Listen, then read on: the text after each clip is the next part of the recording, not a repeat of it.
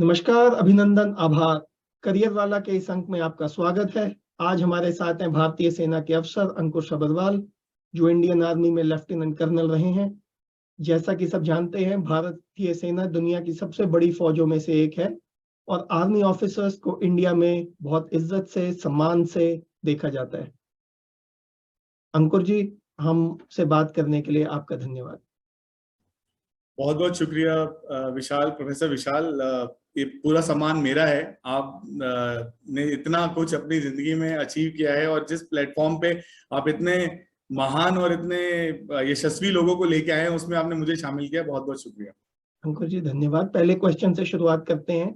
Indian army में जो lieutenant colonel हैं, ये क्या काम करते हैं? अगर हम फिल्में देखें तो हमें लगता है कि मेजर लेवल के ऊपर का जो भी अफसर है वो सारा दिन सिगार पीता है, शाम को ड्रिंक करता है और बेचारे लेफ्टिनेंट और कैप्टन लोगों को ऑर्डर करता रहता है सारा दिन कि ये करो वो करो। तो करते क्या है लेफ्टिनेंट कर्नल रैंक के लोग?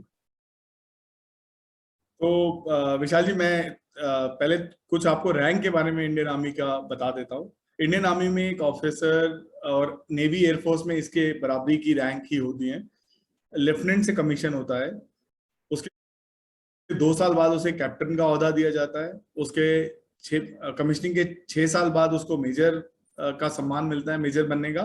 और 13 साल के बाद उसको लेफ्टिनेंट कर्नल बनने का सम्मान मिलता है। तो अगर आप मोटे तौर पे देखें तो जो 20-21 साल का लड़का है वो 34 साल की उम्र में लेफ्टिनेंट कर्नल बनता है। उसके बाद वो एक मेरिट बेस अपॉइंटमेंट होनी शुरू हो जाती है। तो ऐसा कुछ नहीं है कि लेफ्टिनेंट कर्नल से लेके एक लेफ्टिनेंट से लेके एक जनरल तक भी कई बार, अगर हमारी जो डिप्लॉयमेंट की जगह होती है, जहाँ पे हमें नियुक्त किया जाता है, जो हमारी जिम्मेदारियां होती हैं, उन जिम्मेदारियों को देखते हुए कई बार ऐसा भी हुआ है कि एक मेजर जनरल भी 16 से 17 घंटे दिन में जाग के लोगों के साथ मिल रहा है, काम कर रहा है, कभी उनसे बातचीत कर रहा है, कभी उनका प्रोत्साहन बढ़ा रहा है, जो उनका जो एक लीडर का, जो एक सीनियर लीडर का काम है। वहीं पर ही अगर इसको हम नीचे लेके चले तो एक कर्नल जो कि इंडियन आर्मी में एक यूनिट को देखता है, 800-850 लोगों को देखता है, और जो एक लेफ्टिनेंट कर्नल है वो कर्नल का एक आप ये कह सकते हैं प्रतिबिंब है, कि जो कर्नल जहां नहीं जा सकता वहां पे वो लेफ्टिनेंट कर्नल वही वाले सारे काम कर रहा होता है। हमारी जो डिप्लॉयमेंट की जगहें हैं, तकरीबन उत्तरी दिशा में जो कश्मीर की डिप्लॉयमेंट है, जहाँ पे लाइन ऑफ कंट्रोल और इंटरनेशनल बॉर्डर है, वहां पे हमें चप्पा चप्पा मैन करना पड़ता है। चप्पा चप्पा हमें वहां पे, क्योंकि वहां पे पहाड़ी इलाका है, आपस में दूरदर्शिता इतनी है नहीं। तो अगर आपने नहीं मैन किया तो आपने देखा ही है जिस तरह से कारगिल और ये सब चीजें होती हैं।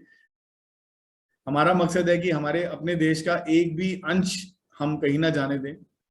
तो उसके लिए जो हमारा जवान है वो वहां उस पे 16-17 घंटे अगर वो ड्यूटी दे रहा है, तो एक कमांडर का ये फर्ज बनता है कि वो उसके साथ रहे, या उसके बेहतरी के लिए, उसकी जिंदगी को और सुधारने के लिए और उसके हालात को और ठीक करने के लिए काम करे। तो मैं आपको ये यकीन दिला सकता हूँ कि अगर एक जवान 16 घंटे लगा हुआ है तो एक लेफ्टिनेंट 16.5-17 घंटे होगा। उसी तरह से देखा जाए तो एक कर्नल कब सोता है किसी को पता ही नहीं होता। तो ऐसा ये जो हमारी हिंदी और अंग्रेजी की, मैं हिंदी नहीं बोलूंगा, हमारी अंग्रेजी की जो मूवीज हैं, जो हॉलीवुड में दिखाया जाता है, इतना बहुत ज्यादा ग्लैमरस नहीं है। बहुत कठिनाइयां भी हैं और बहुत रगड़ा भी है साथ में। मेहनत का काम है कहें तो। मेहनत है। तो आर्मी में आप गए कैसे? जहां तक मैंने समझा, आपके परिवार में तो कोई आर्मी में था नहीं। तो हमने बचपन, मतलब आप मेरे से आप हमने देखा है बचपन में एक दूसरे के साथ, और मैंने तो आपके जैसे जोश वाले लोगों से ही बहुत कुछ सीखा है कि जोश ये बाद में आया था उरी में, हाउ द जोश, हाउ द जोश। मैं तो आपका जोश उस टाइम पे देखता था कि इतना एग्रेसिव और इतना ऑब्सेसिव जब आप चीजों के लिए होते थे, जो आपका पैशन था। तो मैं जब जब ये काफी चीजें मैंने देखी, फिर मेरे पिताजी को बहुत शौक था। उन्होंने जब हम, मेरे दूर के अंकल हैं जो आर्मी में थे, तो उनको इसलिए मेरे को पता नहीं कहाँ से पिताजी को शौक आया, उन्होंने हमें, जैसे कभी कोई फैंसी ड्रेस होना तो हमें आर्मी की यूनिफॉर्म, मेरे छोटे भाई को एयरफोर्स की यूनिफॉर्म। और उन अंकल को देख के हमें लगता था, लगता क्या, हमें पता था जब हम 26 जनवरी की परेड देखते थे या 15 अगस्त का झंडा फ्लैग होस्टिंग की कार्रवाई देखते थे, कि एक अलग ही रुतबा है, एक अलग ही शान है। हमें बार बार ये समझ में आ जाता था कि पैसा, सुख, चैन, आराम उतना नहीं है, बट एक जिसे कहते हैं, एक अगर आपने परिवार का कोई रुतबा बढ़ाना है तो आप दो तरीके से बढ़ा सकते हो। या तो आप बहुत ज्यादा पैसे कमा लो, और बहुत ज्यादा पैसा बहुत कम उम्र में कमाने का मेरे से ज्यादा आप जानते हैं कि कोई सीधे रास्ते नहीं होते। और दूसरा है कि आप ऐसे ओहदे पे पहुंचो कि लोग आपके और आपके परिवार की इज्जत करें। तो वहां से मेरा थोड़ा सा रुझान इस तरफ बढ़ा। और जब मैंने 12th में था तो मैंने, आपको जान के हैरानी होगी कि मैंने आईआईटी और दिल्ली कॉलेज ऑफ इंजीनियरिंग वगैरह जो उन दिनों बहुत चलन में था, मैंने किसी का एग्जाम नहीं दिया। मेरे पिताजी को किसी ने बोला कि अच्छा तेरे बेटे ने नॉन मेडिकल साइंस लिया हुआ है तो इसको ये 2 एग्जाम तो दिला दे। तो मेरी, मुझे अभी तक याद है, डीसी का एग्जाम जिस दिन मेरी कॉलेज में सेंटर था, और वो एग्जाम लीक हो गया। तो मेरी परेशानी ये बढ़ गई कि मुझे दोबारा एग्जाम देने जाना पड़ा। नहीं तो मैंने कुछ तैयारी कुछ ज्यादा थी नहीं, मैं सिर्फ तैयारी कर रहा था नेवल कॉलेज ऑफ इंजीनियरिंग की, एनडीए की। और एनडीए के रिटर्न थोड़ा सा मुश्किल था। उसी वहीं पर ही मुझे एक हमारे घर के सामने रहते थे कोई, उन्होंने कभी एनडीए का एग्जाम दिया था, तो मैंने उनको ऐसे ही बताया। तो उन्होंने कहा ये किताब है, 6000 क्वेश्चन है इसके अंदर, एनडीए का जनरली ये सैंपल होता है। तो मैंने 6000 क्वेश्चन कम से कम 24,000 बार पढ़े होंगे क्योंकि मेरे को था कि ये एक जगह है जहां मैं अच्छा करना चाहता हूँ। और बस उसके बाद तो कहानी चलती गई आगे, और एक बार एनडीए में सेलेक्ट हो गए, फिर एसएसबी के लिए गए। तब भी कुछ ज्यादा नहीं पता था कि एसएसबी में क्या होता है, शायद इसलिए सेलेक्ट भी हो गए क्योंकि वहां पे एक बिल्कुल सिंपल और एक इनोसेंट की तरह गए थे। जो उन्होंने काम बताए थे वो काम करते चले हम, और जहां उन्होंने बोला दिमाग लगाना है वहां दिमाग लगा दिया, जहां नहीं लगाने की जरूरत थी वहां पे नहीं लगाया। और बस वहां एसएसबी क्लियर किया। अब मुझे पता चल रहा है 7 साल एसएसबी में रहने के बाद कि एक्चुअली उन्होंने क्या देखा होगा। बट एनीवेज उसके बाद फिर बस एनडीए चले गए। एनडीए में जाने के बाद एक्चुअली आपको टाइम का पता नहीं चलता, वो पहला दिन और लास्ट दिन, उसके बाद आपकी मशीन ऐसे चलती रहती है और आप बस निकल जाते हो and you become an officer. तो आप पहली बार में ही आपका जो एनडीए का एग्जाम है, वो जो एंट्रेंस एग्जाम है, वो पहली बार में क्लियर हो गया। मैं कुछ तो आप जब एनडीए के लिए गए तो आपने तैयारी तो की खाली वो 6000 क्वेश्चंस की बुक से, या कोई और तैयारी भी की? तो अब ईमानदारी से मैं बताऊं, हमेशा सक्सेस जिसको मिल जाती है वो बोलता है मैंने तो कुछ किया ही नहीं। बट मैंने एक्चुअली में कुछ ज्यादा नहीं किया था। उन दिनों इंटरनेट वगैरह कुछ होता नहीं था। तो मेरे को ये भैया ने बोला कि एक ये किताब है, तो रिटर्न तो मेरा उससे पास हुआ। जब मैं एसएसबी के लिए जा रहा था तो एक जो मेरे अंकल हैं उन्होंने मेरे को किसी के पास भेजा कि तू इससे पूछ ले कि क्या होता है। तो उन्होंने मुझे बहुत डिटेल में बताया, क्योंकि जो मेरे अंकल थे थोड़े अच्छे पद पे थे, तो उन्होंने बड़े डिटेल में मुझे समझाने की कोशिश की।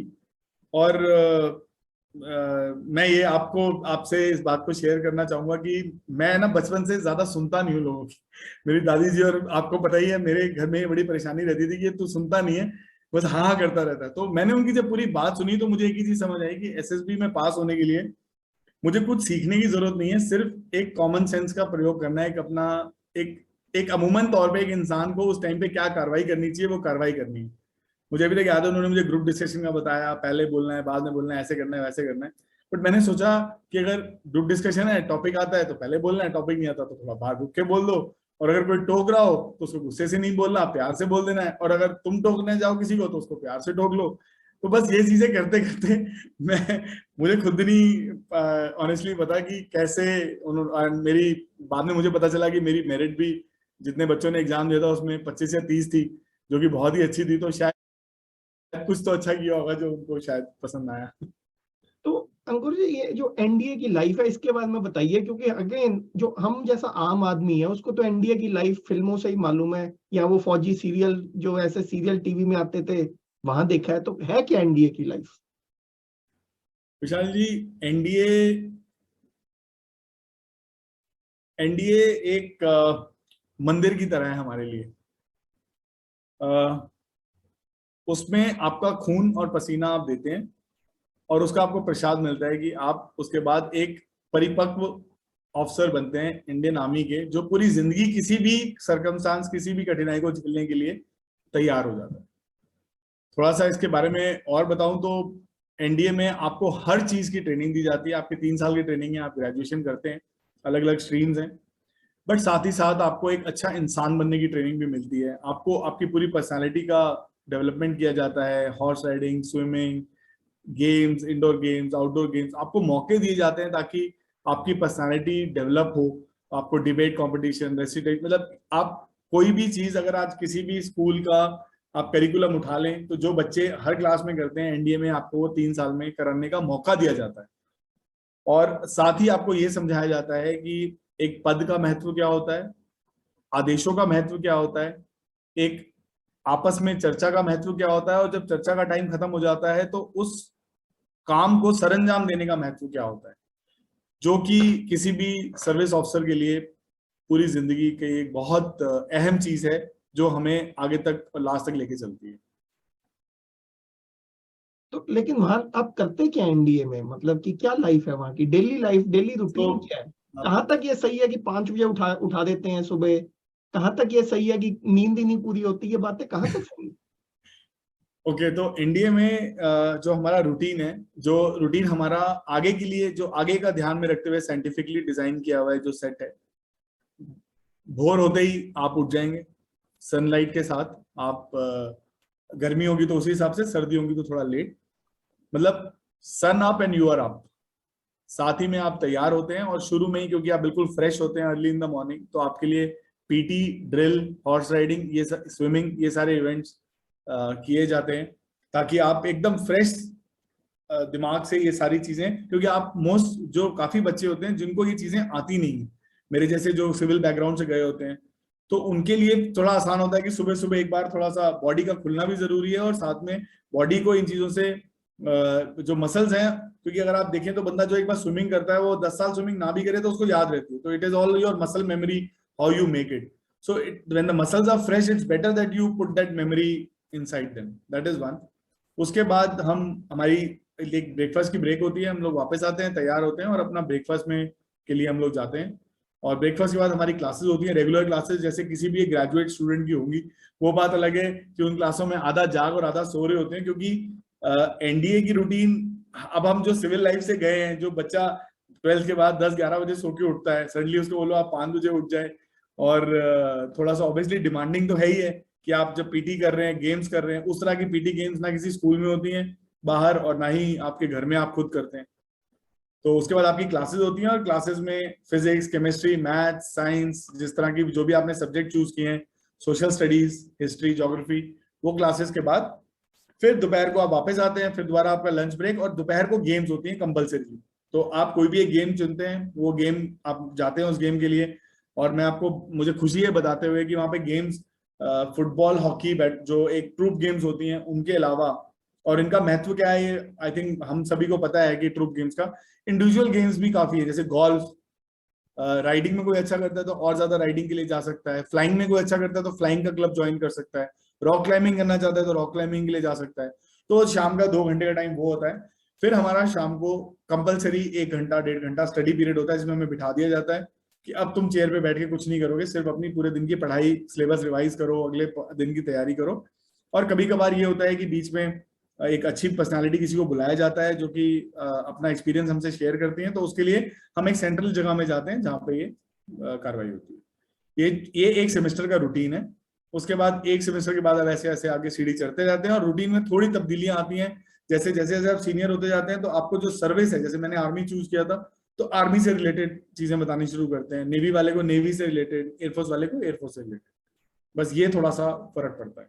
और ये सब फ्री है? इसके लिए आप, कोई जो बच्चा है वो कोई खर्चा नहीं करता अपनी जेब से? कोई खर्चा नहीं करता। मुझे याद है कि जब मैंने ज्वाइन किया था तो एक हफ्ते का, अगर मैं मान लेते हैं 6 महीने या साल भर बाद छोड़ता, और जो कुछ बच्चे नहीं कोप अप कर पाते वो छोड़ते भी हैं, तो आपको एक हफ्ते का 7,000 रुपये एनडीए को, मतलब गवर्नमेंट को देना होता है।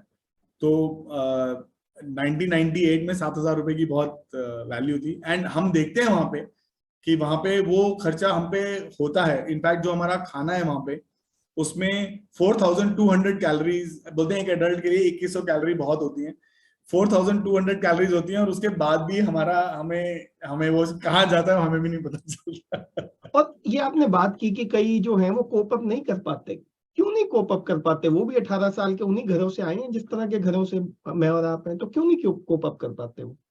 विशाल जी, आपने ये बहुत ही प्यारा मतलब आपने ये सवाल पूछा है, क्योंकि ये कोप अप ना कर पाना खाली एनडीए में सीमित नहीं है, अपनी जिंदगी में भी जो कोप अप नहीं कर पाते हैं, ये एक्चुअली उनके लिए भी है। मेहनत तो हर काम में है, और हमेशा कुछ अच्छा पाने के लिए आपको मेहनत और ज्यादा करनी पड़ेगी। मतलब आप जो कंफर्ट जोन में हैं, उस कंफर्ट जोन से, उस सुख के माहौल से बाहर निकल के आपको थोड़ा सा और मेहनत करना पड़ेगा। अगर मेरा जवान या मेरा, आपको मैं एक छोटा सा उदाहरण देता हूँ। मेरा एक जवान जो मैंने आपको बताया 16 घंटे ड्यूटी देता था वहां पे बॉर्डर पे खड़े होके, या हम लोग उसके साथ होते थे, उसी बीच में ना उनके अपनी पर्सनल डेवलपमेंट, प्रोफेशनल डेवलपमेंट के लिए उनको हम कोर्सेज भी कराते हैं। मुझे याद है अभी तक एक जवान जो 4 घंटे की नींद थी या 5 घंटे की नींद जो हमें मिलती थी उस टाइम पे, क्योंकि हम बॉर्डर पे थे, ऑब्वियसली विजिलेंस ज्यादा होती थी, विजिल रहना पड़ता था। मैंने देखा मोमबत्ती जल रही थी कहीं पे, क्योंकि लाइट जलाना अलाउड नहीं था। तो मैंने देखा वो मोमबत्ती जला के क्या कर रहा है। तो मैंने कहा क्या हो रहा है? कहता साहब मैं 1 महीने बाद कोर्स के लिए जा रहा हूँ, तो मैं उसकी तैयारी कर रहा हूँ। अब सोचिए 4 घंटे में से उसने वो आधा घंटा उसमें लगाया। और मुझे बड़ी खुशी है कि एक जवान के लिए मैक्सिमम रैंक होती है सूबेदार मेजर, जो कि जवानों का हेड एक तरह से यूनिट में है, और उसके बाद ऑनरी कमीशन मिलता है लेफ्टिनेंट और कैप्टन। कैप्टन लास्ट आएंगे। वो ऑनरी कैप्टन रिटायर हुआ क्योंकि उसने पूरी जिंदगी वो चीज छोड़ी नहीं। तो अपने सुख के माहौल से थोड़ा सा बाहर निकल के अगर आप कुछ भी करना चाहेंगे तो वो थोड़ा सा रहेगा।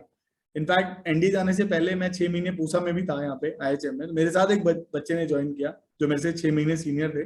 मैंने उनसे काफी गाइडेंस ली, बट जब मैं वहां गया, मेरे जाने के बाद उन्होंने मुझे फोन पे पता चला कि, मतलब मुझे कहीं से पता चला कि वो ऑलरेडी 6 महीने करके वो छोड़ के जा चुके हैं। तो ये सिर्फ यहाँ पे है और कहीं नहीं। मोस्ट ऑफ द टाइम्स अगर कोई फिजिकल कैजुअलिटी हो जाता है या किसी को चोट लग जाती है, वो एक बहुत रेयर सर्कमस्टांस होता है, और उसके अंदर वो फुली कॉम्पनसेट भी किया जाता है। मतलब आई नो, मेरे अपने साथ के जो एक जो हैं, जो एनडीए में 3rd टर्म में उनको चोट लगी थी, वो उनको मतलब उनको छोड़ना पड़ा, मतलब उनको निकाला गया, मेडिकली बोर्ड आउट हुए। उनको पेंशन मिल रही है अपनी, मतलब चाहे लिमिटेड अमाउंट, बट मिल रही है, क्योंकि उनको वो अपनी मर्जी गलती से नहीं गए, उनको चोट लगी थी। So army takes care of everyone. मतलब मैं आपकी बात से ये समझाऊं कि जो बंदा वॉश आउट हो जाता है एनडीए से, 99% चांस यही है कि वो है जो मेहनत नहीं कर पाया उस लेवल की, जिस लेवल की। 99.9% वही है कि जो खुद कोप अप, जो मेहनत नहीं करना चाहता, तो बस वही है। ठीक है, तो अंकुर जी ये बताइए, अगर आप मान लीजिए एनडीए में नहीं पास होते उस एग्जाम में जिसमें आप हो गए, और कई लोग नहीं होते इस एग्जाम में पास, बार बार देते हैं, या आप ड्रॉप आउट हो जाते किसी वजह से, या नहीं जाते आप फौज में, या आपको गाइडेंस नहीं मिलती उस तरफ जाने की, तो आप क्या बनते लाइफ में? कवि बन जाता, शायद कहानीकार बन जाता। अच्छा, उस तरफ आपका इंटरेस्ट है, लिटरेचर की? मैं पहले लिखता था, स्कूल में मैंने लिखना, मेरे घर में कोई बहुत ज्यादा अंग्रेजी बोलने का चलन नहीं था। तो मैंने सिर्फ इसलिए कि मैं अच्छा लिखना चाहता था, और मुझे हमारे, अगर आपको याद हो, आज से 25 साल पहले इंग्लिश का बहुत इंग्लिश होती थी। मुझे इस बात की और खुशी है कि आप हिंदी को प्रोत्साहन दे रहे हैं। तो मैंने एक अपनी डिक्शनरी बनाई जिसके अंदर मैं वर्ड पढ़ता था, और वो वर्ड में, जैसे A से Z, तो कुछ छोटे छोटे वर्ड होते थे, वो एस्पायर या ये वो, मुझे अभी तक याद है, डिक्शनरी मेरे पास है। और हफ्ते के एंड में मैं वो वर्ड को रिवाइज करता था, और मैं फिर उनको अपनी बोली में शामिल करता था। तो ऐसे धीरे धीरे धीरे धीरे करते करते मेरी थोड़ी सी सुधार मेरी भाषा में आने लगा, और मैंने कुछ लिखना शुरू किया। मैंने 2-4 स्कूल मैगजीन के लिए चीजें लिखी और वो सब। तो वो एक चीज थी जो मुझे काफी अच्छी लगती थी। स्कूल में मैं स्पोर्ट्स कैप्टन था, पर फिजिकल एक्टिविटीज मुझे और ज्यादा अच्छी लगती थी, बट मैं शायद उसको अपना आमदन का जरिया ना बनाता, और शायद मैं इस तरफ जाने की कोशिश करता। अच्छा, तो आपने थोड़ी थोड़ी बात अपने स्कूल की, अपने परिवार की कि परिवार में ये माहौल था, तो कुछ बताइए अपने परिवार के बारे में। आपके पिताजी, माताजी, भाई बहन, या स्कूल, क्या लाइफ थी बचपन में? आई थिंक मेरा एक हमारा एक बहुत ही, हमारा छोटा सीमित बट एक बहुत ही इवेंटफुल परिवार था। बहुत ही मेरे दादाजी दादी जी, जो उनकी काफी तकलीफ में रहे हो, हम पाकिस्तान से जब आने के बाद, फिर उन्होंने अपने लिए बहुत कुछ बनाया, बहुत कुछ खड़ा किया। बट समय का जैसे होता है, समय कभी एक जैसा नहीं रहता। मेरे पिताजी ने वो बिजनेस करने की नहीं सोची। हमारा बिजनेस था साड़ियों का चांदनी चौक में, जो कि बहुत ही माना जाता है कि बस वो तो बस निर्वाणा हो जाता है जिस घर में वो पैदा हो जाए, जो बच्चा जिसका ऐसा कोई बिजनेस हो। पर मेरे फादर हमेशा चाहते थे कि वो क्वालिटी ऑफ लाइफ, जैसे अभी हम बात करते हैं कि एक जो बिजनेस पर्सन होता है उसकी जिंदगी के अपने स्ट्रेसेस होते हैं, जो सर्विस वाला होता है उसकी जिंदगी के अपने स्ट्रेसेस हैं। पर विज़ावी अगर आप कंपेयर करें, तो अगर रातों घर आके आप एक नींद सोना चाहते हैं और किसी को आप, तो वो एक सर्विस पर्सनल का ज्यादा हो जाता है, जो मतलब जो भी सिविल या कॉर्पोरेट में है। तो मेरे पिताजी को वो लाइफ अच्छी लगती थी। वो 25 साल नाइजीरिया एम्बेसी में रहे, तो धीरे धीरे वो बिजनेस बंद हुआ। फिर उन्होंने हमें भी वही जिंदगी देने की कोशिश की। हमें सबसे जो हमारे आसपास के इलाकों में सबसे बेहतर स्कूल था उसमें डाला। उस स्कूल ने हमें काफी कुछ सिखाया, जिसके बारे में मैं आपको थोड़ा बाद में बताता हूँ। अभी मैं घर के लिए आपको और बताता हूँ। हमारी मदर थी जो एक होम मेकर थी, पर जो ट्रू सेंस में होम मेकर हम जिनको बोलते हैं, क्योंकि दादाजी थोड़ा बिस्तर पे थे, वो ज्यादा अच्छे से नहीं मूवमेंट कर पाए, तो उनका ध्यान रखना, हमारा रखना। पिताजी को ऑब्वियसली काम कभी अप डाउन चलता रहता था। पर जो वैल्यूज हमें घर से मिली मेरे फादर से, और मैं और मेरा एक छोटा भाई है, वो अभी एक चार्टर्ड अकाउंटेंट है। अभी उसने हाल ही में, पहले वो प्रोफेसर था ओपी जिंदल यूनिवर्सिटी में, अभी उसने एक्सिस बैंक ज्वाइन किया है। मैं अपने पिताजी को मैंने 6 साल पहले खो दिया था, और उनकी जो सीख है शायद पूरी जिंदगी मेरे काम आएंगी। उन्होंने कभी 1 रुपए का ना ही किसी का पैसा रखा, ना ही बिजनेसमैन होने के बावजूद वो मेंटली प्रिपेयर्ड थे कि जब मैं बिजनेस बंद करूंगा तो मेरे को इतना नुकसान होगा।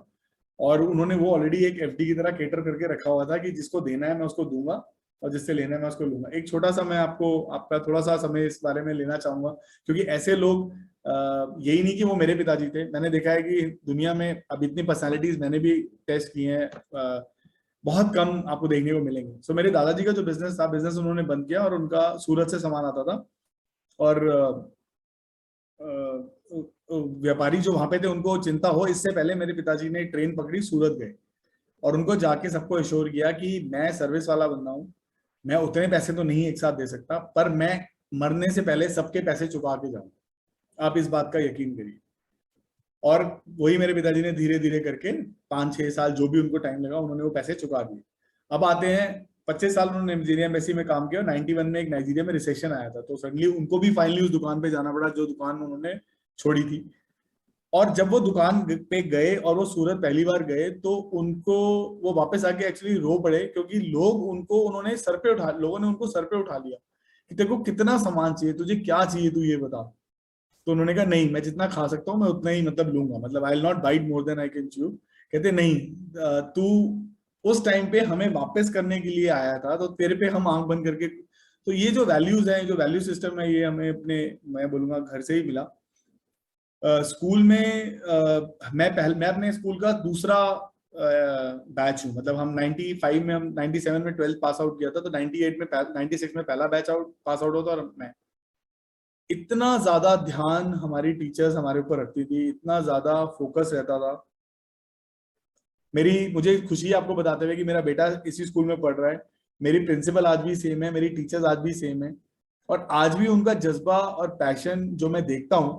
अभी मेरी वाइफ यहाँ आसपास नहीं है तो मैं बात बता सकता हूँ, जितना जज्बा और पैशन मैं अपनी टीचर्स में देखता हूँ, उतना जज्बा मैं सिर्फ जब मैं अपनी वाइफ की कलीग से मिलता हूँ, तो मैं सिर्फ देखता हूँ कि मेरी वाइफ उस तरह के जज्बे के साथ काम करने की कोशिश करती है, क्योंकि शायद वो एक फौजी एनवायरनमेंट चाहिए, वो सिविल की हवा ज्यादा लगी नहीं है उनको अभी, और दूसरा उनका अपना नेचर इस तरह का है। बट उस टाइम के जो अध्यापक होते थे उनका एक अलग ही मकसद होता था कि बच्चे को किस तरह से एम्पावर कर सके, किस तरह से काबिल बना सके। तो मेरे को अपने स्कूल से बहुत बहुत लगाव भी इसीलिए है कि मैं उनको हमेशा बोलता हूँ कि जो भी आज मैं हूँ वो अपने स्कूल की वजह से हूँ, क्योंकि उन्होंने जिस तरह से हमारी पर्सनालिटी मोल्ड की, डिसिप्लिन के बारे में, पढ़ाई के बारे में। मेरे पास 11-12 में ट्यूशन नहीं थी, मैंने बिना ट्यूशन के सब कुछ किया, और साइंस थी मेरे पास, नॉन मेडिकल। मेरा स्कूल की वो टीचर्स ना होती तो शायद मैं नहीं पास आउट भी ना होता।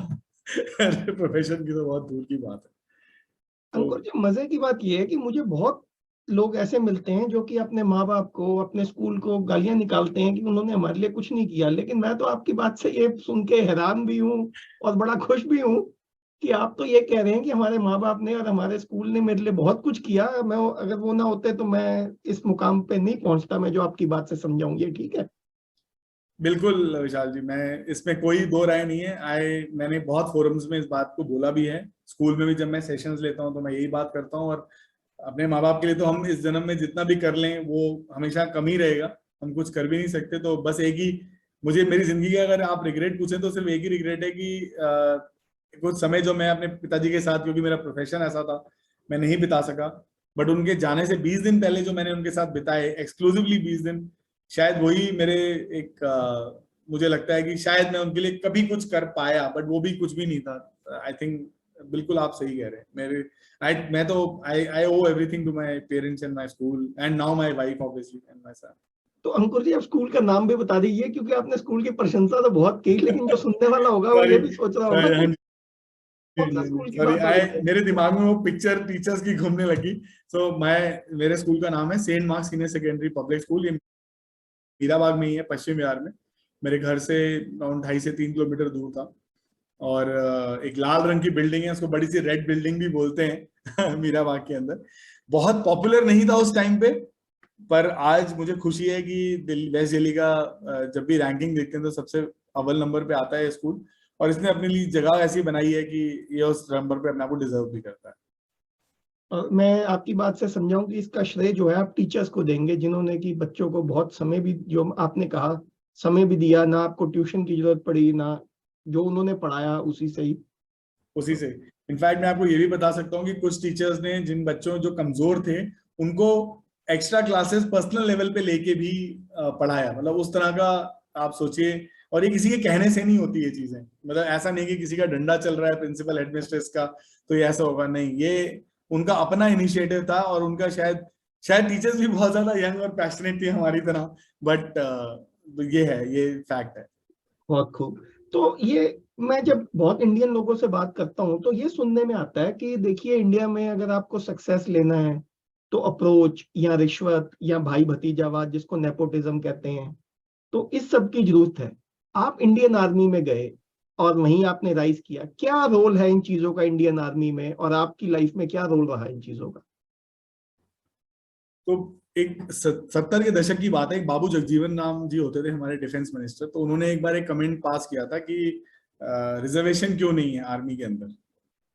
तो उस टाइम पे जो हमारे आई थिंक शायद सैम मानेकशॉ थे या कोई जनरल थे जिनका नाम मैं अभी सॉरी भूल रहा हूँ।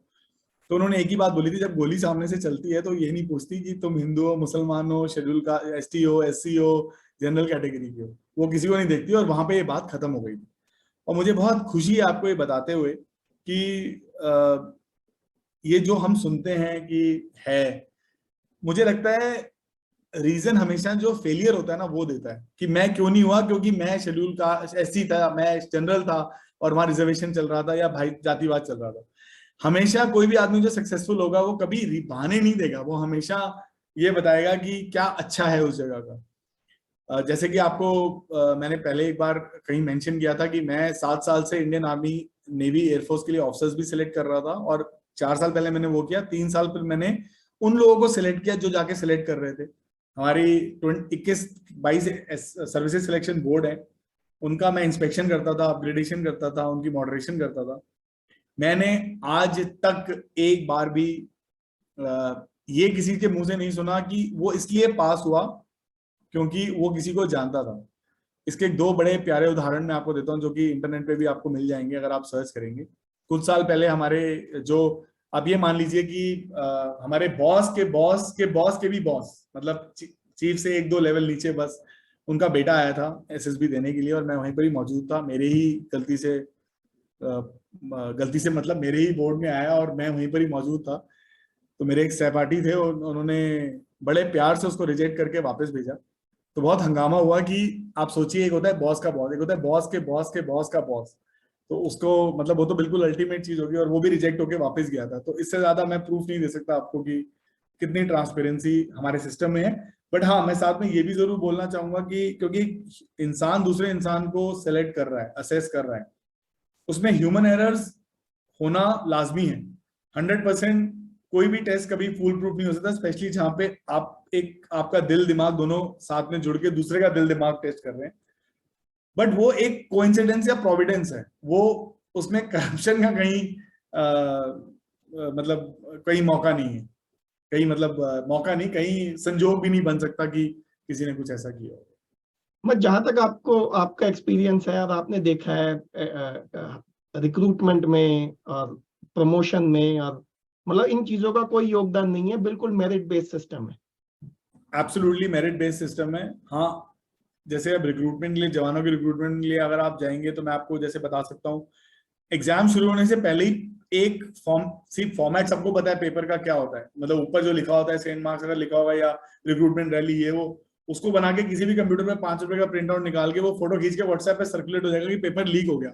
मान लेते हैं खुदा ना खास्ता 100 क्वेश्चन में से 2 क्वेश्चन वो वाले आ भी गए, तो उसको हम करप्शन नहीं बुला सकते। वो तो एक लोगों ने बिजनेस इस तरह का बनाया हुआ है कि अगर आपको मैं आज बोलूं आप डेस्परेट हो एक सरकारी नौकरी के लिए, और ये रिसेशन कोविड वगैरह ने हमें सिखा दिया है, तो आपकी डेस्परेशन को ही मैं खेलूंगा, आपकी जो निराश, आप जिस भी चीज से कि मैं कराऊंगा आपको पास, तो आप भी आंख बंद करके बोलोगे आपको कितने पैसे चाहिए।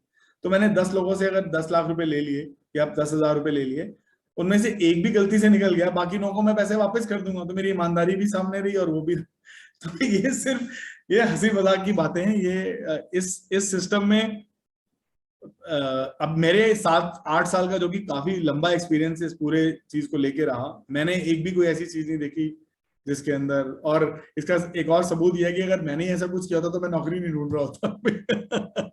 तो अंकुर जी, मैं आपकी बात से समझाऊं कि जो लोग इन बातों पे टाइम खराब करते हैं कि मैं ये अप्रोच लगा लूं आर्मी में घुसने के लिए, वो एग्जाम पता करवा लूं, उन चीजों में कुछ नहीं रखा। उसकी जगह मेहनत करें, एग्जाम दें और मेरिट के बेस पे जो है आगे आगे बढ़ें। तो अच्छा, अब थोड़ा सा अपन यहाँ शिफ्ट करते हैं कि आजकल कुछ इंडियन आर्मी के बारे में बात करते हैं जिसमें कि आपने इतना समय बिताया। आजकल काफी चर्चा ये है कि क्या इंडियन आर्मी 21वीं सदी की लड़ाइयों के लिए तैयार है, फिट है, जिसको प्रिपेयर्डनेस हम कहते हैं। आपका क्या विचार है कि इंडियन आर्मी की क्या प्रिपेयर्डनेस है, कहां तक तैयारी है 21वीं सदी के लिए?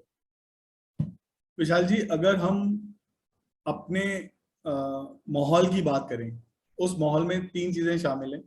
एक तो जो हमारे इर्द गिर्द लोग रह रहे हैं, मैं बात कर रहा हूँ दूसरे देशों की, जो लोग हैं उस देश के अंदर, उसके टेरेन की बात करें, मतलब जमीनी बनावट की बात करें, और तीसरा हमारी टेक्नोलॉजिकल एडवांसमेंट की बात है। तो 3 अलग अलग चीजें होंगी।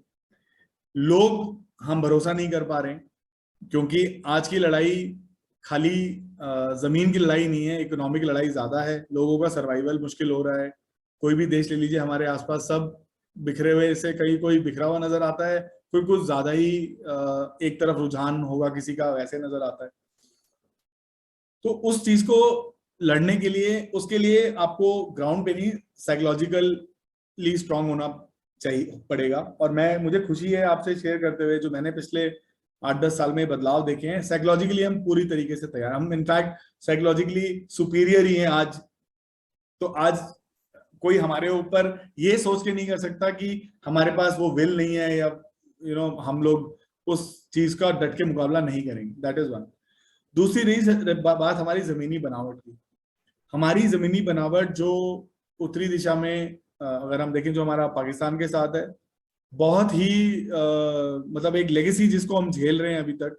क्योंकि जब सीज फायर हुआ लाइन ऑफ कंट्रोल के पास, तो जो जहां बैठा था वहीं बैठ गया, तो एक कोई टिप पे बैठा है तो वहां बैठ गया। सिमिलरली उनके साथ भी यही हाल है। तो इतना कि कुछ पोस्ट ऐसी हैं जिनको मतलब मान लिया जाता है कि अगर लड़ाई हो जाती है तो ये शायद बचे ना बचे, वो भी डाउटफुल रहेगा। तो वो जमीनी बनावट के हिसाब से एक तरफ पाकिस्तान और इस तरफ चाइना में देखा जाए, ठंडा रेगिस्तान है और कुछ नहीं है यहाँ पे। तो इसकी भी जमीनी बनावट जो पहाड़ी की तरह है, उसको, उसकी जो सुप्रीमेसी की बात करेगी, उसमें कौन ऊपर होगा, तो उसमें भी पाकिस्तान की साइड में ही हम ऊपर हैं। और अब धीरे धीरे करके चाइना की तरफ भी, जहां तक वो ऑलरेडी आ चुके हैं, देखो उसमें हम अभी खदेड़ना उनको वो एक नेक्स्ट स्टेप है, बट पहला स्टेप है जहां है वहां पे अपने पांव अंगद के जमाने, तो वो अंगद का पांव हम ऑलरेडी जमा रहे हैं और अच्छे से जमा रहे हैं। तीसरी बात रही टेक्नोलॉजिकल एडवांसमेंट की। टेक्नोलॉजिकल एडवांसमेंट में मुझे पहले थोड़ा सा लगता था कि हम वर्ल्ड वॉर 2 के हेलमेट्स भी इस्तेमाल करते थे। जब मैं कमीशन हुआ, और कमीशनिंग के भी 10-12 साल बाद बहुत लिमिटेड सामान आता था हमारे पास। कई बार क्या रीजन था हमने कभी उसके बारे में सोचा नहीं, क्यों, टू बी वेरी ऑनेस्ट हमारा काम था लड़ाई करना, और हम उस टाइम पे उतने यंग होते थे कि इतना ध्यान भी नहीं रखते थे। तो थोड़े सीनियर हुए तो सोचना शुरू किया, सवाल पूछने शुरू किए, तो यही पता चला कि जो है अभी इसी में करो, और आ रहा है मतलब कर रहे हैं। पर अब मैं एक पाँव मेरा पहले पिछले हफ्ते तक आर्मी में था और दूसरा पाँव मेरा कॉर्पोरेट में था। तो मैं बताते हुए आपको बहुत खुशी हो रही है कि जो आत्मनिर्भरता की हम बात कर रहे थे, कि हमारी किसी के ऊपर डिपेंडेंसी ना रहे, हम किसी के ऊपर निर्भर ना रहे कल को कुछ भी होने पे, उसमें जिस स्पीड से हम आगे चल रहे हैं। मैं सिर्फ एक ही तरफ की बात करूंगा, चाइना की। मैं पाकिस्तान और बाकी देशों को टेक्नोलॉजिकल एडवांसमेंट के बारे में अपने आप से कंपेयर करके अपनी शान कम नहीं करना चाहता। तो वहां पे भी हम जिस स्पीड से चल रहे हैं वो मतलब वी आर ऑलमोस्ट देयर। सिर्फ मे बी साल 2 साल की बात है जब थोड़ा और हमारा स्ट्रॉन्ग और पुख्ता हमारा ये जो डेटरेंट जिसको बोलते हैं, जो हमें हमसे लोग डरे कि वो भी सोचे 4 बार आने से, तो साइकोलॉजिकली वो अभी से है। ग्राउंड की बात करें तो ऑलरेडी हमने अपने पैर और ज्यादा पुख्ता कर रहे हैं। जहां पहले हमारे कोई मैग्नाइज के ट्रूप्स नहीं थे या जो हमारे टैंक्स वगैरह नहीं थे, आज वो हैं उनको टक्कर देने के लिए। और अगर टेक्नोलॉजिकल एडवांसमेंट की बात करें, वो भी साल 2 साल की बात है मैक्सिमम, जब हम उनसे आगे नहीं तो बट उनके बराबरी से एक नॉच ऊपर तो पक्का चले ही जाएंगे। तो ये आने वाले टाइम में चीन, पाकिस्तान या अमेरिका या कोई और कौन कौन है इंडिया का एनिमी नंबर 1? इस पे भी बड़ा एक डिस्प्यूट चला अखबारों में। तो कौन है इंडिया का एनिमी नंबर 1 आपके ख्याल से? मुझे लगता है कि जो भी आदमी अपने बारे में सोचता है उसके सारे दुश्मन होते हैं। पहली बार है कि हमारा देश अपने बारे में सोच रहा है, हमारे नेशनल इंटरेस्ट पहले आ रहे हैं, हमारे सिटीजन्स के इंटरेस्ट पहले आ रहे हैं। मान लेते हैं अगर कोई चीन, और सारी लड़ाई आजकल पैसे की है, मतलब पहले भी थी बट अब तो सबको पता है कि पैसे की है, सबको नॉलेज ज्यादा है। अगर मान लेते हैं कोई सामान यूएस से आ रहा है और वही हम बोलते हैं नहीं हम अपने घर में बना रहे हैं, तो हमारा यूएस एनिमी बन जाएगा। कोई सामान हम बोलते हैं जो चाइना दे रहा था हमें, अब नहीं चाइना सामान छोड़ दो, तो चाइना, क्योंकि उनको भी पता है कि market, it is everything is consumer driven, market driven. तो मैं एक के ऊपर ये लेबल नहीं लगाना चाहूंगा। हाँ, पाकिस्तान जरूर हमारा एक, और जो हमारा इमीडिएट जो बगल में रहता है हमारा पड़ोसी, हमेशा घर में भी देखा जाए तो उसी से सबसे पहले खतरा होता है कि उसके बच्चे बॉल हमारा मार के वही शीशा तोड़ेंगे सबसे पहले। तो ये वही कहानी है, दूर के लोगों से उतना ही खतरा थोड़ा कम होता जाता है। बट अगर मैं उस पोजीशन में हूं कि मैं इस बारे में सोचूं, तो जो मेरे इमीडिएट वाले हैं, स्पेशली इमीडिएट में मैंने जैसे आपको बताया पाकिस्तान, बांग्लादेश, श्रीलंका वगैरह के बारे में मैं ज्यादा बात नहीं करना चाहता, because they are, I think उन्होंने खुद, उनका जो हाल चल रहा है उस हिसाब से वो खुद को ही सर्वाइव कर ले, नहीं तो वो एक ब्लैक होल की तरह हो जाएगा अपने अंदर ही जाना। चाइना की जहां तक मैं बात करूं तो इकोनॉमिकली अब काफी हम उनको टक्कर दे रहे हैं। अभी आपने देखा होगा एप्पल ने नया शोरूम बोला, इसने धीरे धीरे लोग आ रहे हैं, धीरे धीरे लोग आ रहे हैं, लोगों को वैल्यू समझ में आ रही है, लोगों को काबिलियत समझ में आ रही है, उनको पता है पैसा कहाँ पे है, उनको पता है कि सामान कहाँ पे बिकेगा। और तो चाइना पहला मान लेते हैं, और उसके अलावा तो मुझे कोई ज्यादा नजर आ नहीं रहा है, क्योंकि सबको समझ में आ रहा है कि हमारे साथ ही हाथ मिलाने में सबका फायदा है। अच्छा, तो एक ये बताइए, इंडिया में एक बड़ा आर्मी में एक रोल रहा है डोमेस्टिक ऑपरेशंस में। कभी पीस कीपिंग, कभी जहाँ की कोई राइट्स हो जाते हैं, दंगे हो जाते हैं, वहां पे कंट्रोल करने में, कभी जो है काउंटर इंसर्जेंसी में, तो काफी जगह है। तो इस पे भी एक बहुत बड़ा डिबेट है कि क्या आर्मी का ये जो इस्तेमाल है ये ठीक है। और मेरे ख्याल आपने भी कुछ सर्व किया है इन एरियाज में। कुछ बताइए आपने कहाँ सर्व किया और आपके ख्याल से क्या ठीक है इस बारे में? तो मैं नॉर्थ ईस्ट, मैंने दोनों जगह सर्व किया। नॉर्थ में जम्मू कश्मीर में 3 टेन्योर है मेरे, और एक नॉर्थ ईस्ट नागालैंड में और मिजोरम में एक टेन्योर है। तो दोनों की जो लड़ाई है वो अलग है। नॉर्थ ईस्ट में मैं बोलूंगा इंसर्जेंसी है। इंसर्जेंसी होती है जब अपने ही लोग हथियार उठाते हैं एक लीगली फॉर्म गवर्नमेंट के अगेंस्ट, क्योंकि वो खुश नहीं है किसी चीज को लेके, जो हमने पंजाब में भी देखा था थोड़े टाइम पहले जब हुआ था, काफी साल पहले। कश्मीर में मैं बोलूंगा it is more politically motivated, और विदेशी ताकतों का ज्यादा इसके अंदर है। इंसर्जेंसी में क्या है, विदेशी मदद करते हैं बट वो बाद में, that is second stage. Terrorism में क्या है, जो नॉर्थ में जैसे हमारे जो दूसरे लोग हैं वो पहले तैयार हो जाते हैं और वही खड़ा करना शुरू करते हैं। तो ये दोनों जगह जो मैंने काम करा, जो मुझे थोड़ा बहुत एक्सपीरियंस दोनों जगह से हुआ, तो हमारे जो इंसर्जेंट हैं उनको, वो एक बहके हुए बच्चे अपने ही देश के हैं, जिनको समझाना, उनको उनको सही राह पे लाने के तरीके बहुत हैं। मैं ये मानता हूँ कि कई बार जो डेवलपमेंट का जो रेशो है वो बहुत बहुत स्क्यूड है, बहुत मतलब जो नॉर्थ की तरफ, जो हमारे नॉर्थ इंडिया की तरफ रहा है और नॉर्थ ईस्ट में रहा है। तो शायद मैं भी उनकी जगह होता तो मुझे भी एक बार के लिए लगता कि कहीं कुछ स्टेप मदरली, शायद एक परायो जैसा व्यवहार क्यों हुआ। मुझे सिर्फ किताबें बता सकती हैं, और मैं किताबों पे ज्यादा भरोसा नहीं कर, मतलब कम भरोसा करता हूँ। पर मुझे लगता है किताब जो लिखता है ये उसका पर्सपेक्टिव है। ऑन ग्राउंड जो मैंने चीजें देखी वो यही देखी कि लोगों का अपना नेचर, उनका अपना कल्चर, उनका अपना रहना, उनका अपना हाव भाव। आप वहां देखिए, वहीं पर ही मिजोरम ऐसा देश है जो हर एक आईएएस बैच में एक अफसर कंट्रीब्यूट करता है।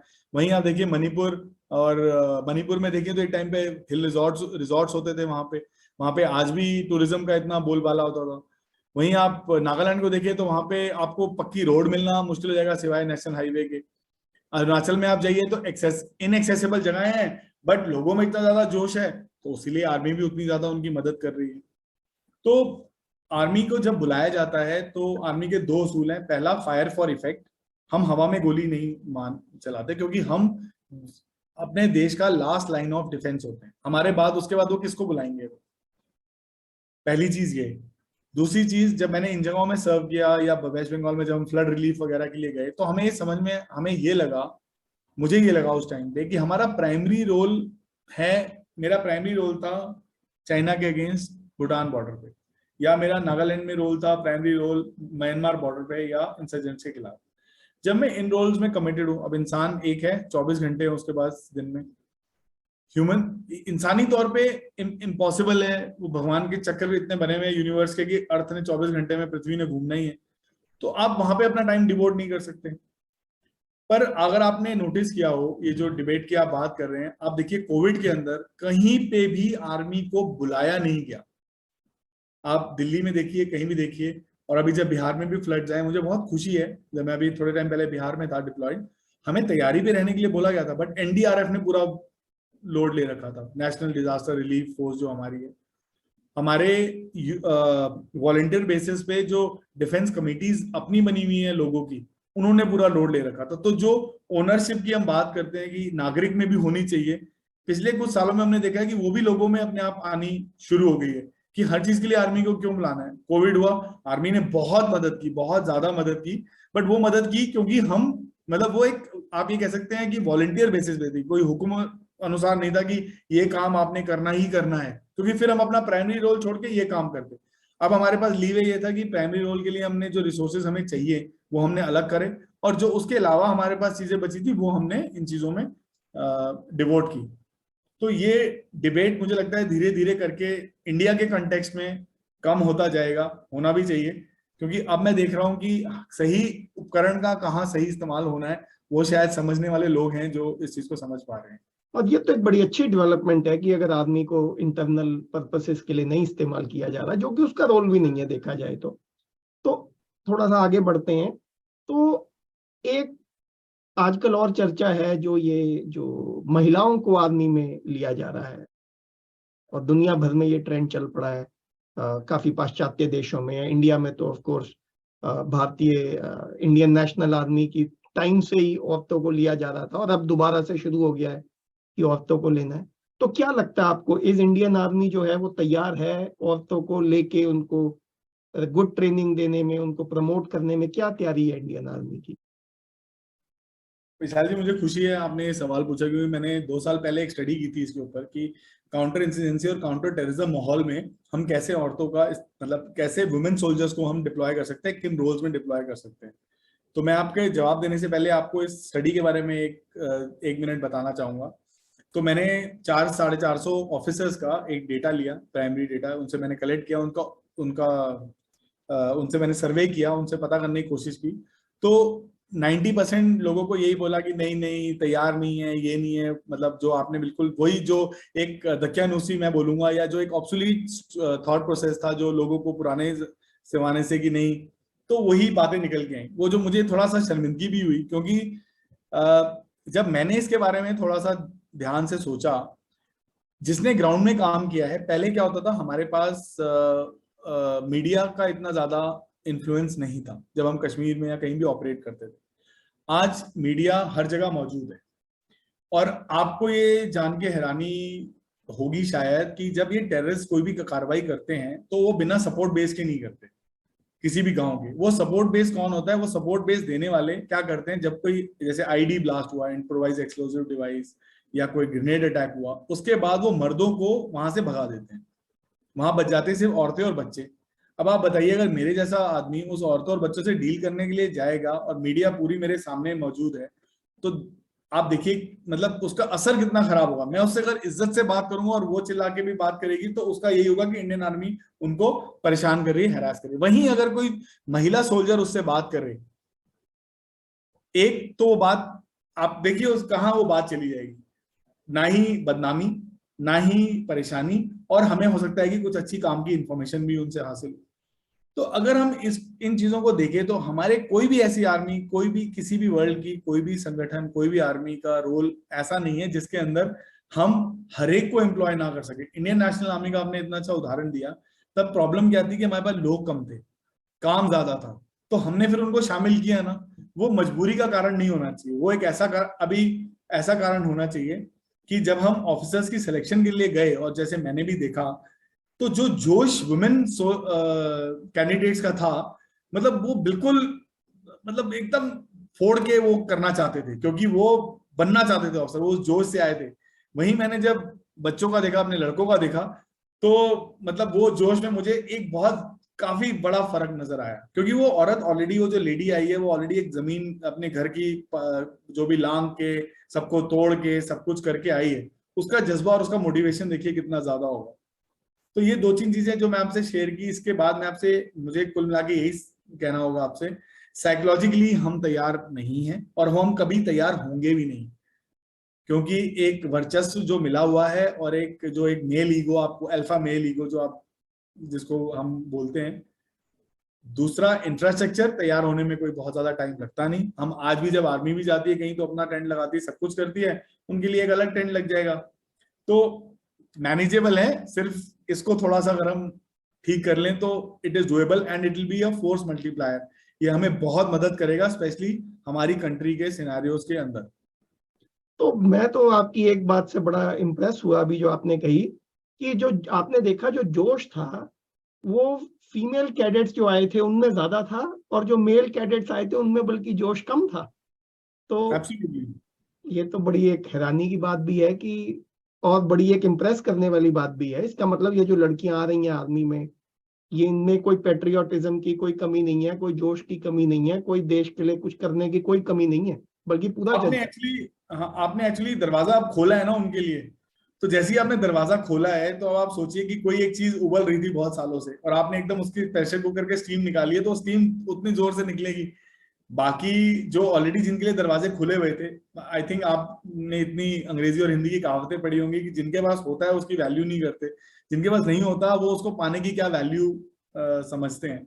तो मैं इससे उस बात से, इसका मतलब ये नहीं है कि हम जो मेल कैंडिडेट जिनमें जोश कम है उनको सेलेक्ट कर रहे हैं, बट मेल कैंडिडेट की तादाद भी इतनी ज्यादा होती है कि ऑब्वियसली उनका मेरिट आउट होना और उनको रिजेक्शन होना, उनका एलिमिनेशन होना उतना ही ज्यादा रहता है, रिजेक्शन। और फीमेल का, क्योंकि वैकेंसी अभी कम है, जो जोश, मतलब कई बार 2 या 4 बार रिकमेंड होने के बाद वो मेरिट में आती है, मतलब इतना। और यहाँ पे कई बार होता है कि लड़कों में अगर वो मेरिट में आ गया, अगर वो उसका रिकमेंड हो गया, तो जल्दी ही गेट्स रिकमेंडेड। हमारे पैरामीटर्स नहीं बदले हैं, सिर्फ जो जिस जज्बे से लोग अटेम्प्ट कर रहे थे, वो उसकी मैं सिर्फ बात कर रहा था। बिल्कुल ठीक है। तो अंकुर जी, कोई भी आज यंग लड़का लड़की जो है वो ज्वाइन करके कैडेट बनता है, तो आप देखिए स्टेज में है, आपने कई साल जॉब किया, बहुत लोगों को आपने रिक्रूटमेंट में भी रहे और गाइड भी किया, तो क्या राय देंगे आप उनको कि वो कैसे आर्मी में वो अच्छा करियर बना सकते हैं, क्या क्वालिटीज वो अपनी डेवलप करें?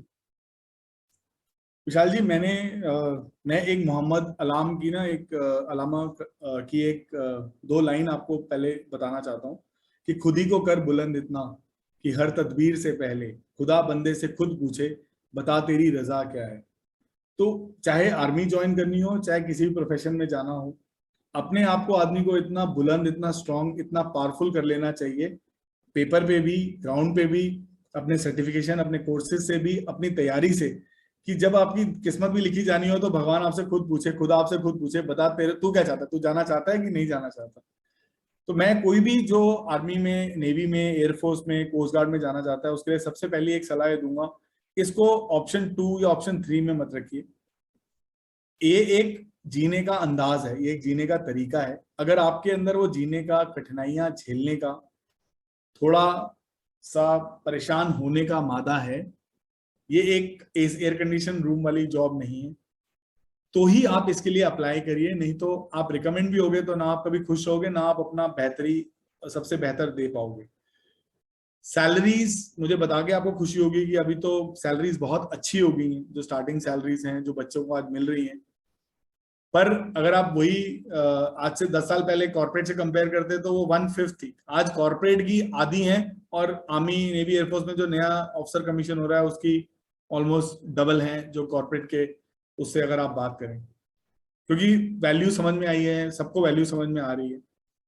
दूसरा मैं बोलूंगा कि इंफॉर्मेशन ओवरलोड है, इंटरनेट पे इतना कुछ है, इतना कुछ है, सब में अपने दिमाग को मत, एक कॉमन सेंस का इस्तेमाल करिए। ऑब्वियसली ऑफ कॉमन सेंस एक बहुत अच्छा आर्टिकल है, मैं बहुत लोगों को रिकमेंड करता हूँ वो लिखने के लिए, वो सॉरी पढ़ने के लिए, कि कॉमन सेंस के बारे में जो श्रद्धांजलि दी गई है उसको बस पढ़िए। कि आपने एक ऐसे प्रॉब्लम रिटर्न की नहीं आती, जनरली इन बच्चों को प्रॉब्लम आती है क्योंकि रिटर्न में 12th तक का सिलेबस होता है, उसकी तैयारी कहीं भी आप कर लेते हो। प्रॉब्लम आती है सर्विसेज सिलेक्शन बोर्ड की, जहां पे हम एक पर्सनालिटी को चेक करते हैं उनके कॉन्शियस, सबकॉन्शियस और अनकॉन्शियस माइंड में। मतलब जो मैं आपसे बात कर रहा हूँ ये हमारा कॉन्शियस माइंड हो गया। अगर हम आप मुझे सुला दीजिए और मेरे से सवाल पूछें ट्रूथ सीरम लगा के, वो मेरा अनकॉन्शियस माइंड हो गया। और इसके बीच में जो हमारी बॉडी लैंग्वेजेस है वो हमारी सबकॉन्शियस माइंड की भाषा बोल रही है।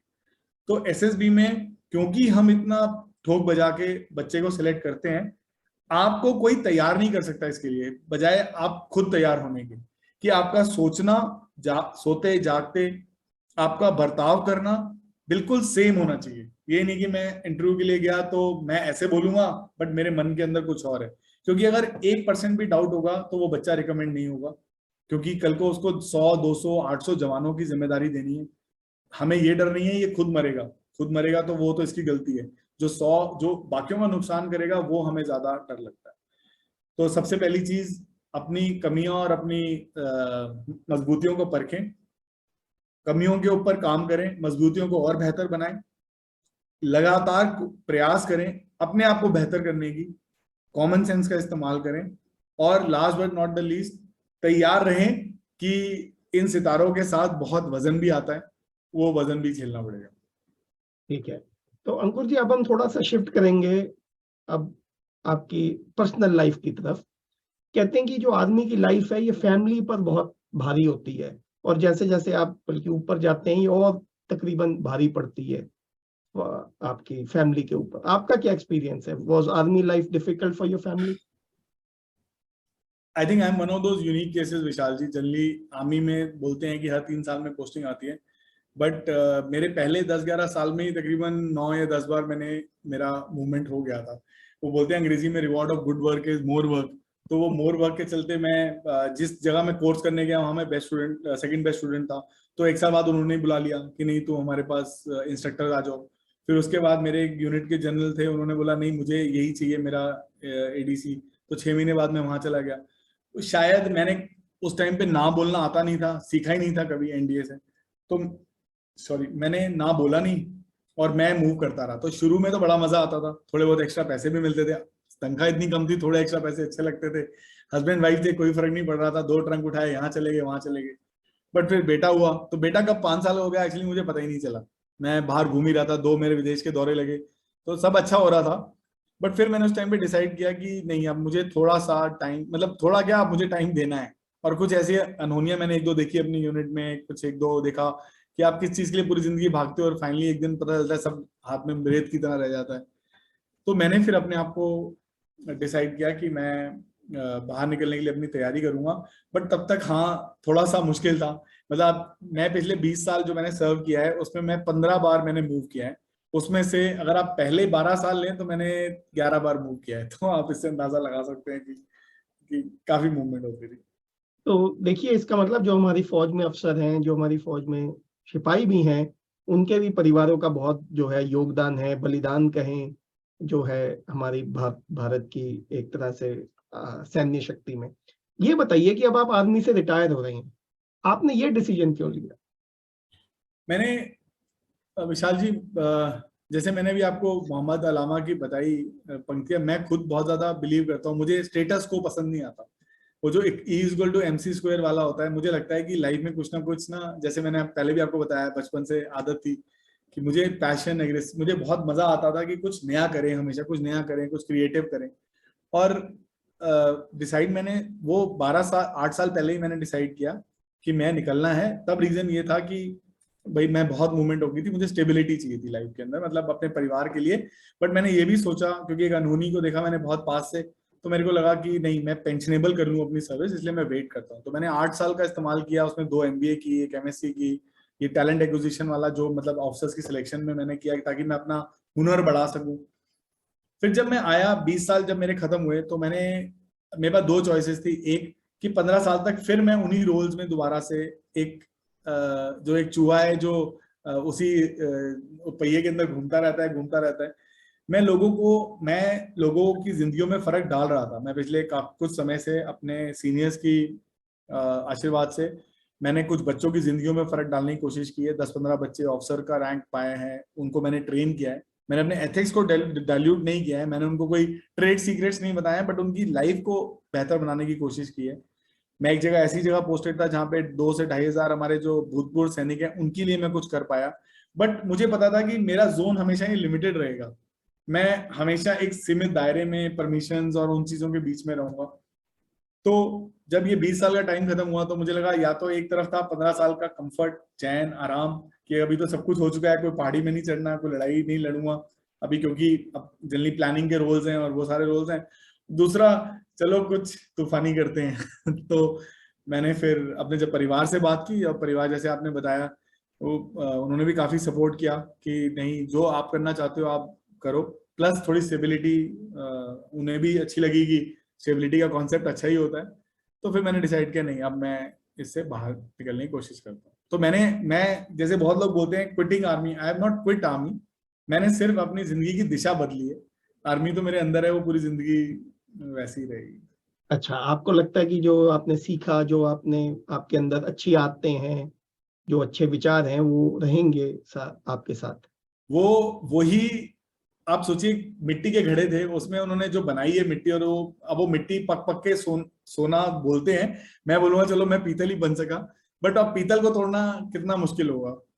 तो वो तो अब पूरी जिंदगी हमारे साथ रहेगी। तो अंकुर जी, अभी आप यंग हैं, एक तरह से अर्ली 40s में हैं, और फिट भी हैं क्योंकि आर्मी की लाइफ है तो फिट भी हैं। तो आपके क्या जो सपने हैं, महत्वाकांक्षाएं हैं, आपकी इच्छाएं हैं अपने फ्यूचर के लिए, प्रोफेशनली, पर्सनली, क्या क्या देखते हैं आप अगले कुछ साल के लिए? विशाल जी, मैंने एक चीज और सीखी है कि बहुत आगे का मैं नहीं सोच रहा। तो मैं आपको एक इमीडिएट जो मैंने सोचा है, इनफैक्ट आपको बताते हुए मुझे खुशी हो रही है कि जिस कल्चर, जिस एनवायरनमेंट की मुझे तलाश थी, मेरे को एक कंपनी ने उसी एनवायरनमेंट, वैसे ही एक मुझे एनवायरनमेंट मिला, वैसे ही कल्चर मिला, वैसे ही मुझे बॉनहोमी मिली और प्रोफेशनलिज्म मिली, जैसे कि मैंने आर्मी में देखा था। फिलिप्स हास करके है कंपनी, जिनका कॉर्पोरेट ऑफिस मुंबई में है, उन्होंने मुझे एक ऑफर किया है, और मैं अगर सब कुछ सही रहता है तो मैं 2 हफ्ते बाद उनको ज्वाइन करूंगा। तो वहां पे जो मैंने सबसे अच्छी चीज देखी, जो मुझे चाहिए थी, जो मुझे पसंद आई, वो ये थी कि वहां पे आप हमेशा बड़ा सोच रहे हो, आप एक बड़े विजन के लिए काम कर रहे हो, और उस विजन के साथ साथ आपका अपना विजन भी एक आप अपना जुड़ता चला जाता है। जैसे कि मैं चाहता था कि मैं ज्यादा से ज्यादा लोगों की जिंदगियों में फर्क डालूं।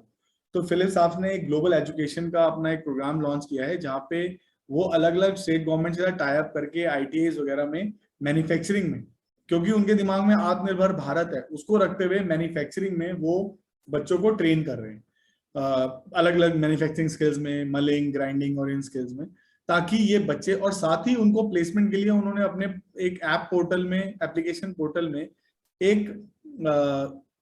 एक अलग से स्थान भी दिया हुआ है, जहां ये बच्चे अपने लिए अलग अलग जगह जाके अप्लाई भी कर सकते हैं। तो मतलब बिल्कुल फाइनल लॉजिकल एंड तक वो लेके जा रहे हैं, जिसे बोलते हैं डेवलपमेंट विद डिग्निटी। वो चंदा देने में विश्वास नहीं रख रहे, वो उनको इस तरह से बना रहे हैं कि वो कल को अपने लिए कुछ अच्छा कर सकें। और साथ ही जब मैंने उनसे शेयर किया अपना विजन, और मैंने उनको बताया कि मैं ऐसे ऐसे, जैसे मैं कॉर्पोरेट ट्रेनिंग के कुछ सेशंस मैंने लिए। कॉर्पोरेट ट्रेनिंग में मैं इसलिए बहुत ज्यादा यकीन करता हूं कि चाहे आप कहीं भी चले जाएं, रिसेशन, नो रिसेशन, इंसान जहां पे है उसका दिमाग रहेगा, और वो दिमाग में हमेशा कुछ ना कुछ खलबली मची रहेगी। तो उसको एक दिशा देना बहुत ज्यादा जरूरी होता है। और कई लोग इनको बोलते हैं आर्मी बाबा, मोटिवेशनल स्पीकर, ये वो। मैं बोलता हूँ कोई कुछ नहीं है, सिर्फ जो आईना हम खुद देखने से डरते हैं, वो दूसरा आदमी वो आईना दिखा रहा है। तो जब मैंने इनसे शेयर किया तो इनको बड़ा अच्छा लगा, मतलब वो बहुत खुश थे। उन्होंने मुझे ऐसे नहीं देखा कि अरे तो अच्छा हमें कर छोड़ के तुम ये भी करोगे। बोला नहीं, आप महीने में, ताकि हम ऑब्वियसली कंपनी का नुकसान ना हो, पर आप जाइए, आप ये चीजें कीजिए, क्योंकि एक सोशल कॉज है, and you are trying to do make a difference to these people. तो ये जब 3-4 चीजें मैंने इनके अंदर देखी, तो जो भी ऑफर्स मुझे मिली उसमें मैंने इनको ज्वाइन किया, और मुझे उम्मीद है कि इसके अंदर मैं और ज्यादा लोगों की जिंदगियों में एक बदलाव ला पाऊंगा और लोगों को ये प्रोत्साहित कर पाऊंगा कि वो अपने आप को बुलंद करें, अपने आप को इतना ताकतवर बनाएं, और सिर्फ हम एक मार्गदर्शक की तरह उनको वो जगह बस दिखा सकते हैं। तो अंकुर जी, जब ये आप अपनी जिंदगी के नेक्स्ट फेज में जा रहे हैं, तो मुझे आपकी एक आर्मी के अफसर थे विक्रम बत्रा, जिनका एक बड़ा मशहूर डायलॉग है, हाउस द जोश। तो क्या क्या कहेंगे आप, हाउस द जोश? जोश is always high and it will remain high till the time I die. Very good. तो अंकुर जी, बहुत बहुत धन्यवाद, आपने हमसे बात करने के लिए समय निकाला।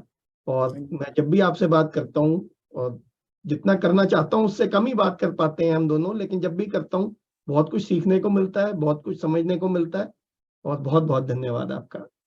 थैंक यू विशाल जी, जय हिंद, थैंक यू सो जय मच। हिंद।